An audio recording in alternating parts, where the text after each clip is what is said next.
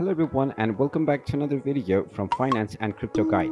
In this video, I'm going to show you how to log into your HR account on the Northside website. So let's get started right away.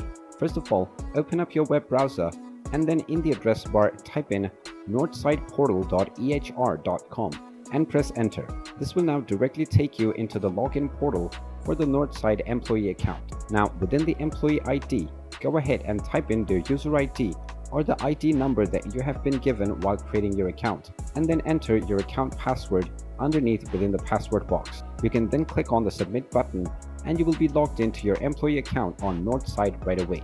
In case you have forgotten your password, click on forgot your password and you will be able to use your email address to reset your password and log back in. And there you have it. That is how easy it is to log into your HR account with Northside. If you find this video helpful, make sure you hit that like button and subscribe to our channel if you haven't done so already. Also ring that notification bell to never miss another update from us. Thank you for watching and I will see you again in the next video.